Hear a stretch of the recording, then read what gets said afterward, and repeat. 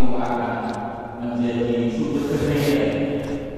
Bagaimana di dalam petikan film G30 SPKI, detik-detik yang mencekakkan, ada seorang pribadi yang membawa silet mengatakan darah itu merah jendel, maka pisau di tangan orang yang berideologi keliru akan menjadi bencana.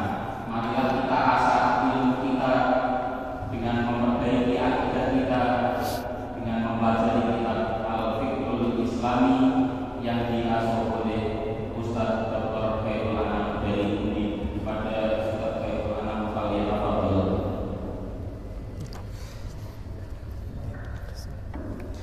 Bismillahirrahmanirrahim.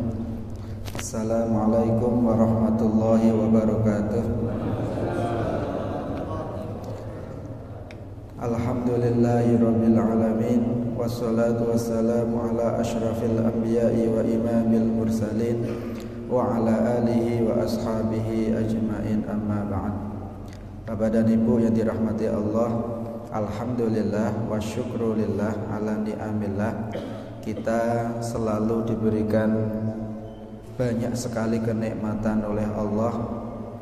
Salah satunya nikmat iman Islam, dan salah satunya nikmat kita diberikan kesempatan oleh Allah bisa hadir di masjid ini untuk melaksanakan sholat subuh secara berjamaah, sekaligus insya Allah kita tholabul ilmi bersama-sama. Sholawat dan salam marilah kita sampaikan kepada Nabiullah Muhammad sallallahu alaihi wasallam biqaulina Allahumma salli wa sallim ala sayyidina Muhammad wa ala ali sayyidina Muhammad. Insyaallah pada pagi ini kita akan bahas secara sekilas tentang khosaisul fikril islami, di kekhususan pemikiran Islam. Sebagaimana yang sudah kita tahu bahwa Islam itu adalah dinun anzalallahu ala Muhammadin, adalah agama yang diturunkan Allah melalui Nabi Muhammad. Liyunazzima ala qatil insan, untuk mengatur seluruh perbuatan, seluruh interaksi manusia. Maka Islam itu kalau disederhanakan isinya ada aqidah dan ada syariah. Aqidah itu isinya tentang keyakinan-keyakinan. Syariah itu isinya tentang konsekuensi atau penerapan dari keyakinan-keyakinan tadi. Sebagian ulama ada yang membagi Islam itu terdiri dari fikrah dan thariqah. Fikrah itu pemikirannya, thariqah itu pelaksanaannya. Itu hanya masalah bahasa saja. Nah, akidah Islam itu merupakan pemikiran yang mendalam, pemikiran yang menyeluruh tentang kehidupan, kaitannya dengan sebelum dan setelah kehidupan. Nah, pemikiran Islam itu sesuatu yang luar biasa. Nah, di dalam kitab ini dijelaskan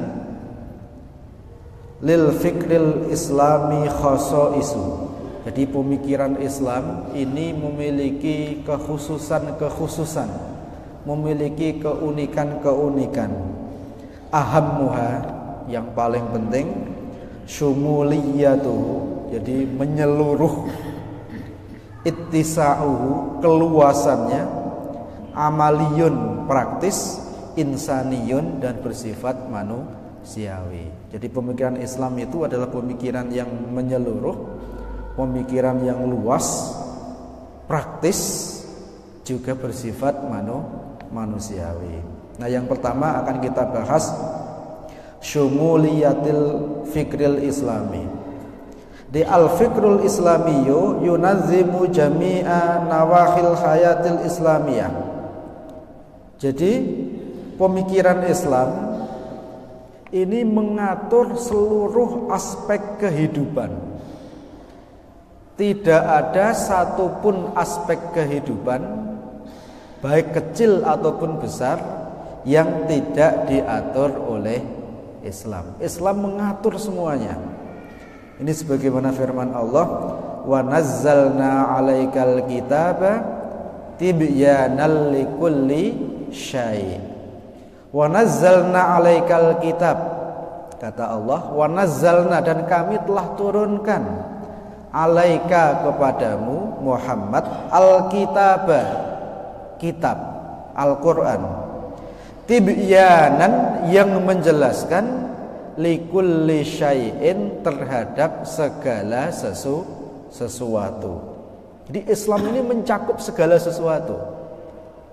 Di ayat yang lain Allah juga berfirman, al-yauma akmaltu lakum dinakum wa atmamtu alaikum ni'mati wa raditu lakumul islama dina. Jadi al-yauma, pada hari ini.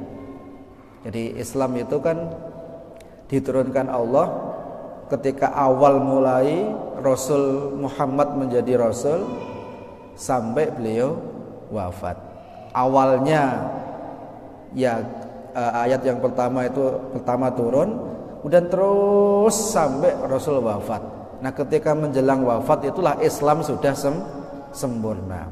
Jadi al-yauma akmaltu, pada hari ini, akmaltu, aku sempurnakan, lakum, untuk kalian, dinakum, agama kalian, Islam, telah aku sempurnakan. Wa atmamtu alaikum nikmati, dan telah aku sempurnakan nikmatku. Maka Islam ini sempurna, sudah sempurna, sudah tidak perlu ada yang ditambah, tidak perlu ada yang dikurangi, sudah sempurna. Oleh karena itu, jika sampai ada orang yang mengatakan Islam itu belum sempurna, maka ada masalah dengan akidahnya. Kalau sampai ada orang bilang Islam itu belum sempurna, perlu ditambah, perlu dikurang, itu berarti ada yang masalah dengan akidahnya. Jadi sempurna, mencakup seluruh aspek kehidupan. Asia-siah masalah politik, meskipun sekarang tabu ya kita bicara politik ya, apalagi dikait-kaitkan dengan agama. Al-istimaiyah, urusan sosial. Iktisadiyah, urusan ekonomi, semuanya diatur oleh Islam, enggak ada yang tidak. As-saqafiyah, urusan pendidikan. Akhlaqiyah, urusan akhlak, semua diatur oleh Islam, enggak ada yang tidak. Cuma memang yang namanya aturan itu orang sering keliru. Dikiranya yang namanya aturan itu isinya hanya wajib dan haram, padahal tidak. Ini yang penting untuk dipahami. Orang itu mengira kalau diatur Islam itu kalau tidak wajib ya haram, padahal tidak begitu. Aturan Islam itu ada, kalau diklasifikasi itu ada 5. Ada wajib, ada haram, kemudian ada sunnah, ada makruh, kemudian ada di tengah-tengah yang namanya mubah. Jadi makanya orang sering keliru kalau bicara Islam itu kan, ini kan wajib, nanti itu haram, repot kan gitu. Nggak tahu kalau sunnah, makruh, mubah itu juga termasuk aturan Islam. Paham nggih? Jadi mubah itu aturan Islam. Oleh karena itu, kalau kita bicara tentang mubah itu pun harus pakai dalil. Dan kalau kita perhatikan di dalam Islam, justru mungkin hukum yang paling banyak itu yang mubah. Yang wajib sama yang haram itu jumlahnya tidak terlalu banyak. Contoh paling gampang, nutup aurat itu hukumnya wajib. Sebaliknya buka aurat itu hukumnya haram. Oke. Warnanya baju apa? Ya terserah, mau putih nggih monggo, kuning nggih monggo, merah nggih monggo, warna-warni nggih monggo. Modelnya model apa? Nggih monggo terserah. Mau pakai baju koko nggih monggo, baju piyama nggih monggo, terserah. Itu hukumnya mubah. Jadi kalau begitu Islam ngatur bentuk pakaian enggak? Ngatur. Aturannya apa? Ya mubah itu. Jadi mubah itu adalah aturan. Jadi bukan tidak diatur, diatur. Aturannya adalah mubah. Nah, kalau mubah ya berarti kita diizinkan. Mau begitu ya nggih monggo, tidak nggih tidak apa-apa. Jadi jangan bilang enggak diatur, keliru nggih. Diatur. Aturannya apa? Mubah. Paham ya? Jadi jangan pernah punya pemahaman hal-hal yang seperti itu tidak diatur Islam. Diatur, semua diatur. Termasuk mubah tadi. Mubah tadi itu bagian dari aturan Islam. Termasuk bagian dari wa nazzalna 'alaikal kitaba tibyanan likulli syai'in. Nah, mubah termasuk ada di dalamnya. Kemudian yang kedua, kekhususan atau keunikan pemikiran Islam itu adalah ittisaul fikril islami, luasnya pemikiran Islam. Tetapi memang kalau kita lihat di dalam Al-Quran atau hadis, Quran dan hadis itu datang dalam bentuk khututun aridotun, dalam bentuk garis-garis besar, sehingga rinciannya, detailnya itu perlu diturunkan, perlu digali dari sumber yang bentuknya garis-garis besar tadi. Semua ada dalam Al-Quran, cuma bentuknya itu dalam bentuk garis-garis besar. Meskipun memang kadang-kadang di dalam Al-Quran itu ada yang detail, tetapi di dalam Al-Quran itu memang lebih banyak hal yang sifatnya itu garis-garis besar. Nah, itu dijelaskan oleh Rasulullah detailnya. Gitu. Salat ada dalam Al-Quran, wa aqimus shalah.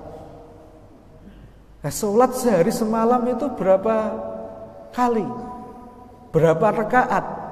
Bacaannya apa? Itu enggak ada di dalam Al-Quran. Loh, tadi katanya Allah mengatakan menjelaskan segala sesuatu. Iya, tapi dalam bentuk global. Nanti detailnya bisa ditiru, dilihat dari bagaimana Rasulullah melakukan sholat. Sallu kama ra'aitumuni usolli. Sholatlah sebagaimana kalian melihat aku melakukan sholat. Jadi dalam bentuk garis-garis besar. Semua ada dalilnya. Oke. Kalau kita ditanya, bagaimana hukumnya makan ayam kriuk? Bagaimana hukumnya makan ayam geprek? Apakah ada dalilnya? Ada. Tapi dalam bentuk tadi garis-garis besar. Nah, ayam kriuk, ayam geprek dan lain sebagainya itu masuk pada nanti pada ayat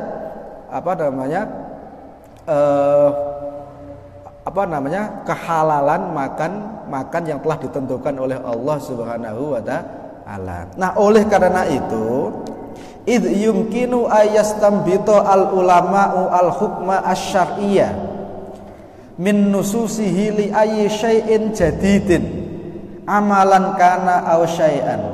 Dengan demikian, karena Quran itu dan hadis itu bentuknya adalah garis-garis besar, maka memungkinkan para ulama itu untuk menggali hukum dari Quran dan hadis tadi. Maka perlu penggalian, perlu istimbatul ahkam. Gitu. Paham ya? Jadi perlu digali dari situ. Semua ada, tidak ada yang tidak ada dalilnya. Cuma memang dia bentuknya dalam bentuk garis-garis besar. Kalau misalnya ditanya, dalam Al-Quran itu ada nggak dalil yang bicara tentang membuat senjata nuklir misalnya? Ada. Tapi ya bentuknya memang bentuknya umum. Ini misalnya surat Al-Anfal ayat 60. Wa a'iddu mastata'tum min quwwatin wa min ribatil khaili turhibuna bihi aduwallahi wa aduwakum. Wa a'iddu, dan persiapkan oleh kalian lahum, untuk mereka, mastata'tum, semampu kalian, min quwwatin, berupa kekuatan. Umat Islam, siapkan kekuatan sesuai kemampuan kalian. Wa min ribatil khaili, termasuk kuda-kuda yang ditambatkan. Nah, kalau di zaman Rasul, kekuatan turhibuna bihi aduwallahi wa aduwakum, yang bisa membuat musuh kalian dan musuh Allah itu takut. Nah, kalau di zaman Rasul, kalau kuda sudah ditambatkan, itu berarti mau perang, berarti musuh-musuh jadi takut. Di zaman dulu. Kalau zaman sekarang kuda ditambatkan ya digeguyu. Nah, kalau sekarang orang itu takut itu kalau hulu ledak nuklir sudah diarahkan gitu ya. Nah, itu baru orang itu pada takut. Makanya ayat ini menjadi dalil bahwa umat Islam itu harus memiliki kekuatan, menyiapkan kekuatan yang bisa membuat musuh-musuh Islam itu takut. Nah, kalau di zaman Rasul itu kuda yang ditambatkan, kalau sekarang itu apa? Sekarang ya mungkin F-16, ya termasuk nuklir, termasuk macam-macam. Jadi kalau memang kita cari dalil tentang nuklir ya nggak ketemu, kita cari ayat yang tentang nuklir itu nggak ketemu ya. Ya adanya ya bentuknya itu umum. Nah, dari keumuman dalil inilah kemudian cabang-cabang dan yang khusus itu masuk di dalamnya. Jadi tidak ada yang tidak ada dalilnya. Semua ada dalilnya. Nah, cuma memang nanti oleh para ulama itu ada yang qot'i, yang sudah jelas dalilnya, yang tidak bisa dipahami berbeda. Ada yang dhonni, yang memungkinkan pemahaman berbeda. Nah, kalau yang qot'i ya kita nggak boleh berbeda. Umat Islam harus satu pendapat. Wajibnya sholat, wajibnya puasa, itu satu pendapat. Tidak boleh ada pendapat yang lain. Tetapi nanti dalam hal-hal yang teknis, dalam hal-hal cabang, para ulama memang diizinkan untuk berbeda. Sehingga kadang-kadang para ulama itu memahami begini, ada yang memahami begitu, ya monggo silakan. Tidak ada masalah. Para sahabat pun juga kadang-kadang berbeda. Makanya kalau kita berbeda pendapat ya tidak ada masalah. Umat Islam tetap satu, meskipun pendapatnya dalam hal-hal cabang mungkin terjadi perbedaan. Kemudian yang ketiga, khasaisul fikril islami itu adalah amaliyun, bersifat praktis. Jadi semua ajaran Islam itu untuk dilaksanakan, praktis. Jadi memang ada yang untuk diyakini, ada yang untuk dilaksanakan. Makanya kalau kita lihat di dalam Al-Quran, Allah itu selalu menyandingkan antara iman dengan amal soleh. Gak bisa iman jalan sendiri, amal soleh sendiri gak bisa. Di iman ini menjadi fondasi bagi amal soleh harus dasarnya harus iman. Makanya Allah berfirman di dalam Al-Quran misalnya, wal asri innal insana lafi khusrin illal ladzina amanu wa amilus sholihat. Iman, amal soleh nyambung pasti. Maka akidah itu ya harus berimplikasi, berdampak pada amal. Maka kalau ada akidah kok tidak berdampak pada amal, ini berarti akidahnya nggak benar ini. Jadi belajar akidah, tapi kok amal solehnya nggak nambah, ini ada masalah. Ini jangan-jangan bukan akidah Islam yang dibahas, jangan-jangan ini hanya filsafat saja. Karena memang kita harus akui dalam perkembangan Islam, memang filsafat-filsafat Hindu, Buddha, filsafat Romawi, Persia itu memang masuk di dalam Islam. Ketika dalam perjalanan sejarah Islam itu begitu. Maka akidah yang benar itu mendorong orang untuk beramal soleh. Ketika kita yakin Allah Tuhan kita, ketika kita yakin bahwa kita pasti akan mati, ketika kita yakin bahwa nanti kita akan dibangkitkan Allah, ketika kita yakin bahwa kita nanti dimintai pertanggungjawaban oleh Allah, itu pasti dampaknya orang itu yang mengabdi kepada Allah, tunduk kepada Allah. Nggak ada ceritanya orang itu yakin dihisab oleh Allah, tapi kok dia melakukan sesuatu yang bertentangan dengan yang diperintah Allah. Itu pasti ada yang keliru di situ. Gitu. Jadi praktis. Jadi bukan filsafat. Tapi memang sayangnya zaman sekarang Islam itu hanya dianggap sekedar ilmu. Kadang-kadang hanya dianggap sekedar filsafat. Makanya banyak ahli Islam, profesor Islam, tetapi tidak yakin kebenaran Islam. Ini yang patut kita sayangkan. Ya makanya belajar Islamnya kemana? Belajar Islamnya ke Amerika. Kemana? Ke profesor ahli Islam. Nah profesornya Islam enggak? Ya enggak juga. Makanya begitu dia pulang, ngajari kepada mahasiswa, ngajari masyarakat bahwa Islam diajarkan, tapi tidak perlu diamalkan, nggak perlu diyakini. Makanya banyak yang mengatakan kalau mengamalkan Islam, kalau meyakini Islam itu santai saja, nggak usah terlalu serius. Banyak yang begitu. Jadi semakin tinggi ilmunya, bukan semakin yakin kebenaran Islam, bukan semakin berusaha berjuang untuk memperjuangkan Islam. Ada yang kadang-kadang jadi Islam itu dianggap hanya sekedar seperti fisika gitu ya. Di profesor fisika, profesor Islam. Kitabnya banyak. Tapi yakin enggak? Enggak gitu ya. Bukunya banyak. Jadi kalau dikumpulkan mungkin satu lemari ya karyanya profesor. Tapi yakin enggak dengan Islam? Ya enggak. Nah, ini yang repot. Ini beda dengan dulu Rasulullah. Rasulullah itu ketika ngajari para sahabat itu untuk meyakini Islam. Yakin benarnya Islam. Yakin Islam itu menyelamatkan. Nah, dari situ kemudian mereka melakukan, mengamalkan apa yang diyakini. Makanya dulu meskipun para sahabat itu mungkin tidak ada yang profesor ya, tapi dampaknya kepada masyarakat itu luar biasa. Para sahabat ada yang baru sekali ketemu Rasul, tapi begitu mereka pulang langsung diajarkan sehingga satu kampung berubah jadi Islam. Kalau sekarang ilmunya udah tinggi, gelarnya kiai, gelarnya profesor Islam, tetapi bukan memahamkan Islam, justru malah meragukan tentang Islam. Nah ini padahal kita tahu bahwa Islam itu sifatnya amali, praktis. Jadi bukan untuk kepuasan intelektual, bukan, tapi praktis untuk diamalkan. Dan yang keempat, al-fikrul islami fikrun insaniyun. Jadi pemikiran Islam itu pemikiran yang manusiawi.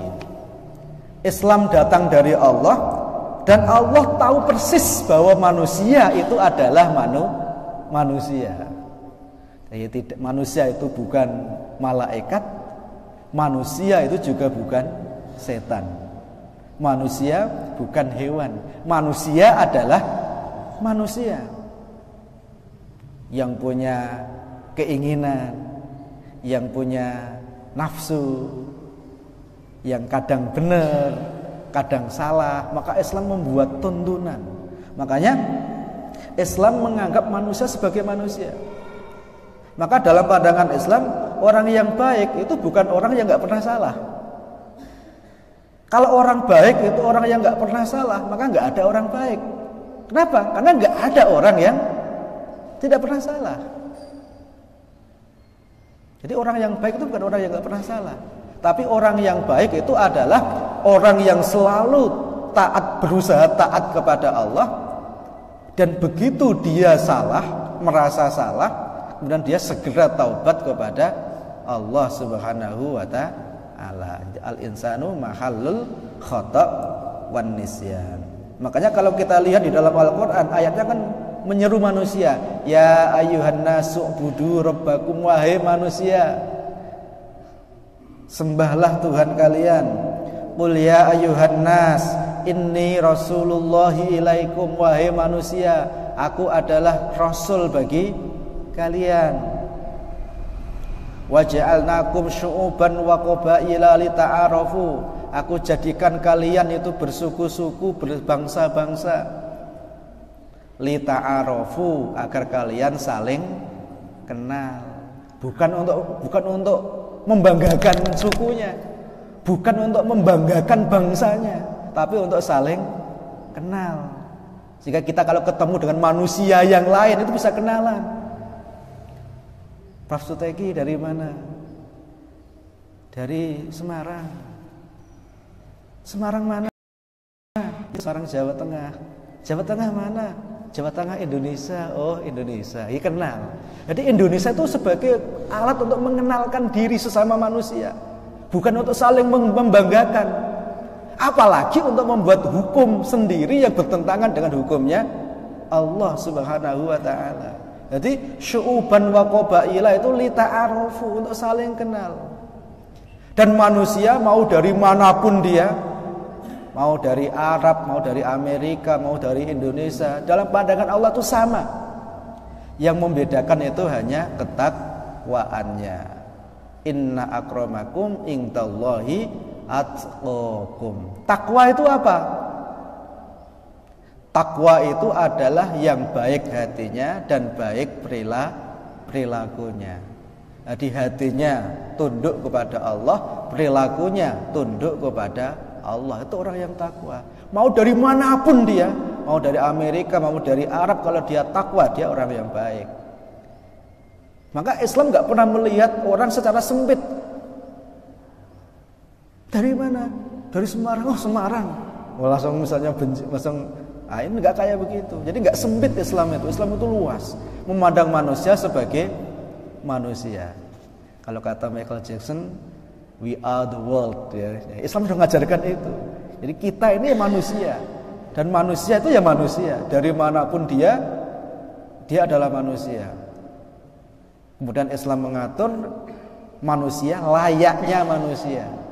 Gitu. Makanya kalau sebagaimana yang kita bahas kemarin, manusia itu punya keinginan-keinginan. Allah nggak melarang, silahkan. Tetapi Allah membuat aturan sehingga keinginan-keinginan manusia tadi itu mengantarkan kepada kebahagiaan manusia. Jadi Islam datang bukan untuk mengekang manusia, bukan untuk menjerumuskan manusia, tapi justru untuk kebaikan manusia. Manusia suka uang, tidak masalah, silakan, itu manusiawi. Mari udah kita bahas nih. Jadi tidak ada ceritanya orang yang nggak suka uang kalau masih normal. Kecuali kalau sudah nggak normal, ini sudah sampai pada level tertentu dia udah nggak suka uang misalnya. Kalau masih normal suka uang, tidak masalah, itu manusiawi, nggak ada yang salah. Nah kemudian Islam datang, ya udah kamu suka uang nggak apa-apa, tapi kamu dapatkannya harus dengan cara yang benar. Maka nanti ada hukum-hukum muamalah, mana yang wajib, mana yang haram, mana yang mubah, mana yang makruh dalam mendapatkan uang.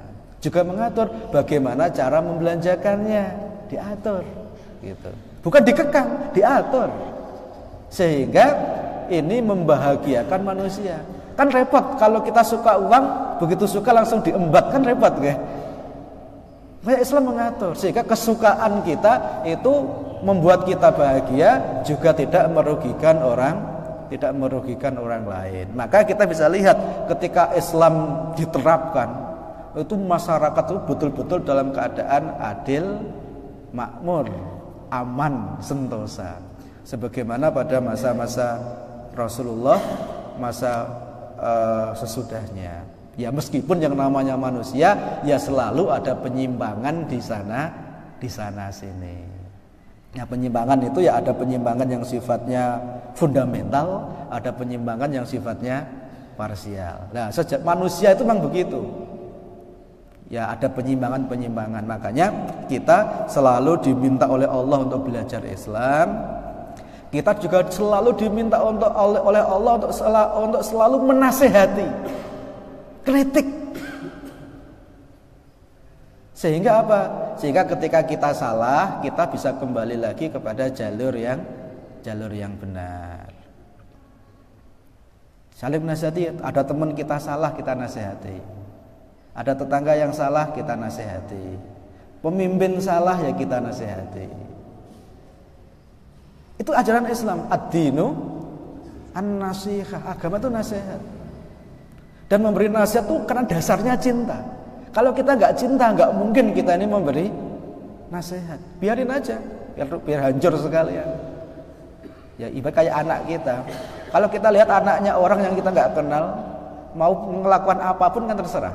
Tapi kalau kita lihat anak kita, lihat anaknya adik kita bermain yang nggak benar, kita larang. Kenapa? Karena kita cinta kepadanya. Maka orang memberi nasihat, orang memberi kritik itu karena memang dia itu cinta. Kalau enggak bakalan gitu. Tetapi memang memberi nasihat itu bukan sesuatu yang ringan ya. Apalagi yang diberi nasihat itu yang punya kekuasaan, yang punya uang banyak. Wah, itu agak berat memang. Makanya Rasul mengatakan Sayyidus Syuhada Hamzah wa rajulun qoma ila imamin jairin fanasahahu faqatalahu. Jadi pemimpin para syuhada itu adalah Hamzah. Tahu nggih Hamzah nggih? Hamzah itu adalah pamannya Nabi yang terbunuh pada perang Uhud. Jadi Sayyidus Syuhada Hamzah. Yang pertama Hamzah. Terus yang kedua warajulun qoma ila imamin jairin, seorang laki-laki yang berdiri di hadapan pemimpin yang zalim. Fanasohahu, kemudian dia menasehatinya. Faqatalahu, akibat dari nasihati dia dibunuh. Itulah pemimpin para syuhada. Makanya kita bisa lihat dulu para ulama. Para ulama itu berada di garda terdepan. Karena mereka tahu, sadar dia punya ilmu, dapat amanah dari Allah. Maka ketika melihat ada pemimpin yang menyimpang, ya dia ingatkan. Meskipun dengan mengingatkan itu resikonya memang kadang-kadang ada yang sampai di penjara, ada yang sampai dibunuh. Nah, kalau dibunuh maka dia termasuk sayyidus syuhada, pemimpin para orang-orang yang mati syahid. Nah, jadi kembali lagi, jadi Islam itu seperti itu, okay? Jadi Islam itu adalah ajaran yang menyeluruh, ajaran yang sangat luas, ajaran yang sifatnya praktis, bukan hanya sekedar untuk dipelajari, bukan sekedar untuk kepuasan intelektual. Dan berikutnya, Islam itu adalah ajaran yang sifatnya manusiawi. Memang diturunkan untuk manusia, bukan untuk malaikat yang tidak pernah salah, juga bukan untuk setan. Setan udah nggak diatur oleh Allah, terserah dia. Hanya manusia yang diatur oleh Allah Subhanahu wa ta'ala. Barangkali itu pengantar. Monggo silakan kalau ada hal yang mau didiskusikan. Mungkin ada waktu 10 menit atau 15 menit mungkin. Oke, monggo.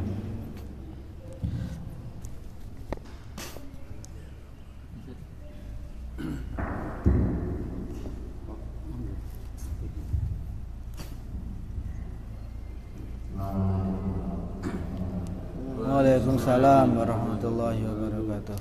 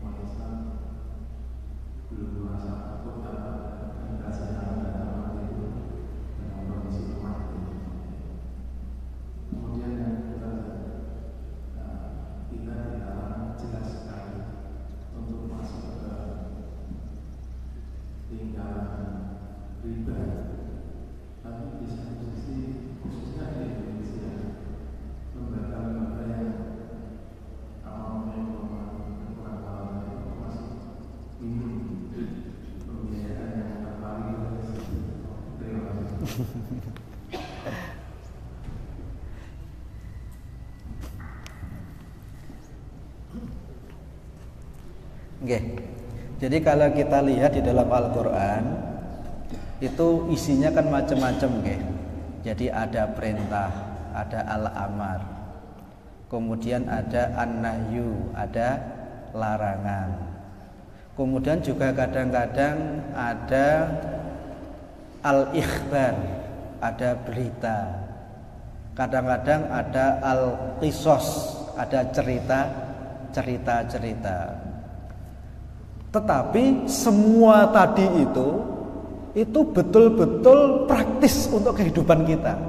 Jadi bukan untuk sesuatu, meskipun itu cerita masa lalu, tapi untuk kita ambil pelajaran di masa sekarang.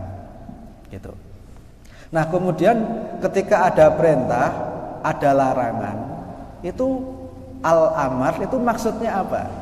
Nanti akan dibahas di bab berikutnya, nggih, tentang di kitab Al-Fiqhul Islami itu tentang makna amar, makna perintah. Masalah makna perintah ini menarik. Memang para ulama itu beda pendapat. Sebetulnya ketika Allah perintah itu maknanya apa sih? Maksudnya apa sih? Ada yang memahami perintah itu berarti bermakna wajib. Jadi ada yang memahami al-amru lil wujub, perintah itu berarti wajib dilaksanakan.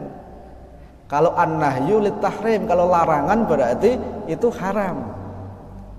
Ada yang punya pemahaman bahwa al-amru lin nadbi, perintah itu maknanya sunnah untuk dilaksanakan. Nah, nanti dijelaskan di dalam kitab ini bahwa yang namanya al-amru itu la lil wujub, la lin nadbi. Al-amru wal amar. Perintah adalah perintah. Perintah adalah perintah. Bukan wajib, bukan sunnah. Larangan adalah larangan, bukan haram, bukan makruh. Nah, yang membuat perintah itu jadi wajib itu bukan perintahnya, tapi al-qarinah, indikasi-indikasi yang ada di dalam ayat.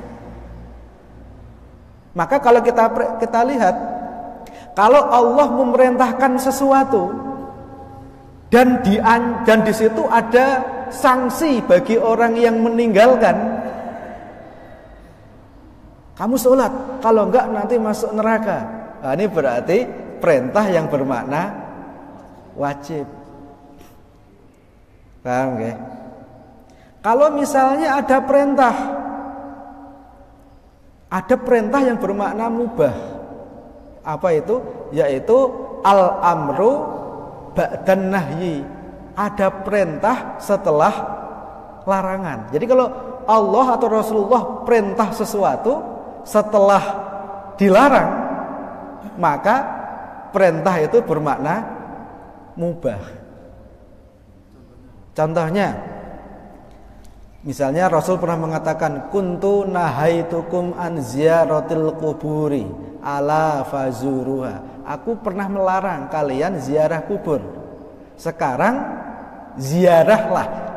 Fazuruha itu kan fi'il amar. Fazuruha itu fi'il amar, perintah. Tapi perintah setelah larangan. Maka perintah setelah larangan ini bermakna mubah. Contoh yang lain, kalau kita lihat ayat, misalnya Allah berfirman di dalam Al-Quran, idza nudiya lis-sholati mi yaumil jumu'ati fas'au ila dzikrillahi wa dzarul bai'. Jadi ketika telah diundangkan azan Jumat, panggilan Jumat, maka bersegeralah memenuhi seruan Allah, tinggalkanlah jual beli. Ini larangan untuk baik, untuk jual beli atau apapun aktivitas, apapun yang mengganggu Jumat. Kita dilarang. Nah, setelah selesai Jumat ada perintah gimana? Apa? Ya, setelah kita selesai fantashiru fil ard. Itu kan fi'il amar. Intasyara yantashiru intashir, jamaknya intashiru. Ini fi'il amar. Jadi setelah Jumatan kita disuruh menyebar. Setelah Jumatan kita disuruh untuk baik lagi, untuk jual beli lagi. Yang awalnya jual beli disuruh jual beli lagi. Yang asalnya ngajar disuruh ngajar lagi. Ini kan perintah. Pertanyaannya, apakah perintah ini bernilai wajib? Ya tidak. Ini bernilai mubah. Maka setelah Jumatan, yang mau tidur nggih monggo silahkan. Yang mau jual beli nggih monggo silahkan. Yang mau ngajar nggih monggo silahkan. Jadi perintah setelah larangan itu bermakna mubah. Paham nggih? Anak kecil aja kadang-kadang paham masalah ini nggih, tapi tidak kalau ini kan jadi kaedah gitu ya. Cuma kalau anak kecil itu mungkin enggak pakai kaedah gitu ya. Anak kecil, anak saya itu kalau siang-siang gitu, "Bi, mau main." Jangan main. Ya, akhirnya dia enggak mau main kan. Kadang-kadang masih ngeyel, "Bi, main." Jangan. Nah, berarti muncul kaedah. Perintah yang diulang-ulang ini berarti bernilai haram. Jadi kalau Allah melarang dan larangannya itu berulang-ulang, ini haram. Atau ada larangan yang pakai ancaman, jangan keluar, ini tak sentil loh. Nah, ini berarti haram keluar karena bukan sekedar dilarang tapi ada ancaman. Nah, kemudian setelah anak saya larang, nah ini sekarang sudah jam 4, sana main. Nah, ini kan perintah untuk main. Maksudnya sana main itu sekarang sudah batas untuk boleh main. Jadi perintah setelah larangan itu bernilai mubah. Paham nggih? Bahkan ada perintah itu yang bernilai haram. Ada perintah tapi haram. Nah, dari mana kita tahu? Dari indikasi. Kalau dalam bahasa Arabnya namanya dari qarinah. Apa misalnya? Allah mengatakan dalam Al-Qur'an, "Faman syaa'a falyu'min wa man syaa'a falyakfur." Falyu'min fi'il amar. Siapa orang yang ingin beriman silahkan beriman. Siapa yang ingin kafir silahkan kafir. Ini fi'il amar ini. Fal yakfur, ini kafirlah. Yang mau iman, imanlah. Yang mau kafir, kafirlah. Ini fi'il amar. Diperintah kafir oleh Allah. Tapi ayat berikutnya, karena Allah telah menjanjikan orang yang beriman surga, orang yang kafir neraka. Jadi diperintah tapi diancam. Jadi perintah tapi ada ancaman. Itu berarti maknanya adalah haram. Anak kecil aja juga tahu, anak saya juga tahu. Gitu. Anak saya mau main, keluar rumah, jangan. Ngeyel dia, "Pi, keluar, jangan." "Pi, ini gimana sih?" Misalnya gitu kan. Ya sudah kalau begitu sana keluar, gak usah balik lagi. Sana keluar, gak usah balik lagi. Ini perintah enggak? Perintah. Wajib enggak? Bukan wajib, malah haram. Kenapa haram? Kan ada kata-kata jangan pulang lagi. Ini adalah larangan yang paling keras. Inilah gaya bahasa. Ini ada dalam bahasa Arab, bahasa Indonesia juga ada. Cuma kalau anak saya itu tidak sampai membuat kitab usul fikih. Nah, kalau Imam Syafi'i pemahaman seperti itu sampai dibuat kaidah jadi buku yang namanya buku usul fikih. Nah, yang saya jelaskan tadi, kaidah-kaidah tadi itu ada di dalam ilmu usul fikih. Makanya memahami Al-Quran itu gak bisa hanya dengan teksnya saja, tanpa ilmu itu gak bisa, keliru nanti pemahaman kita. Makanya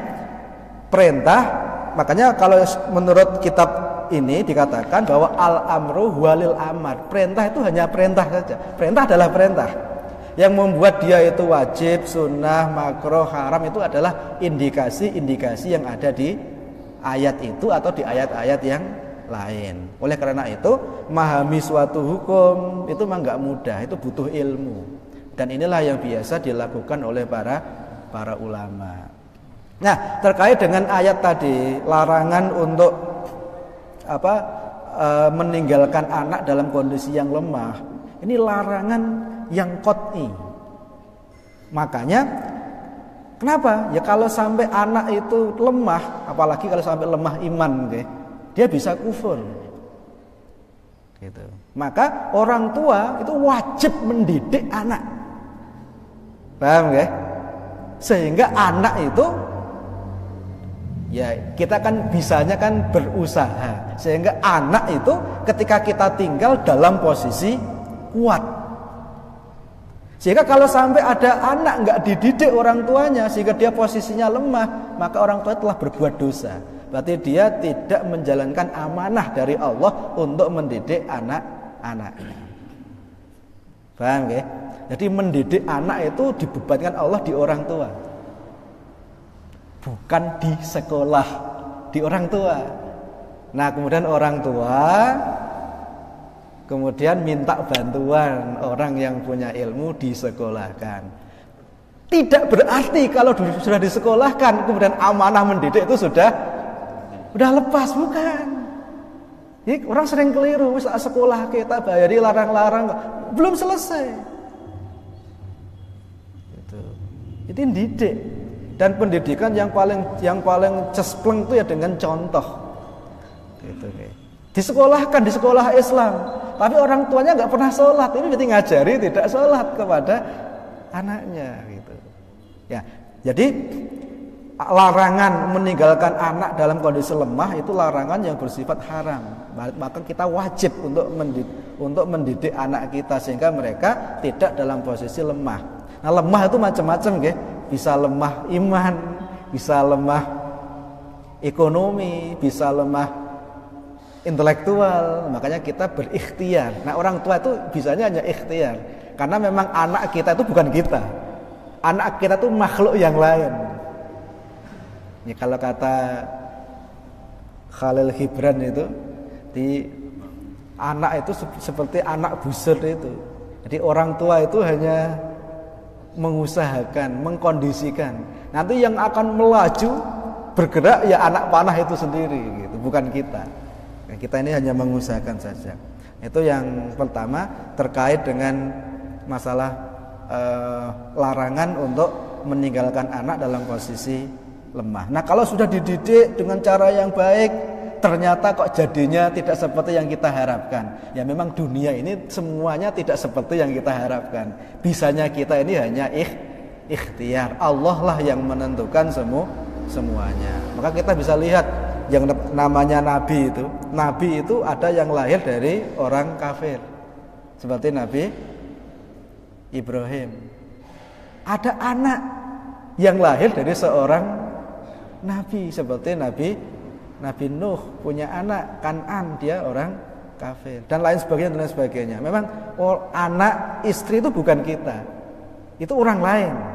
Kewajiban kita ini mendidik karena Allah telah memberikan amanah kepada kita. Dan yang berikutnya tentang riba. Jadi kalau saya boleh bilang ini memang sesuatu yang sangat repot. Bukan hanya riba sebetulnya, hal-hal yang lain. Makanya saya sering bilang, ikan itu mestinya hidup di air. Bisa enggak ikan itu hidup tidak di air? Mungkin bisa, mungkin bisa. Tapi kalaupun bisa, hidupnya itu pasti enggak akan normal. Umat Islam, orang Islam itu mestinya hidup di sistem Islam mestinya. Kalau tidak,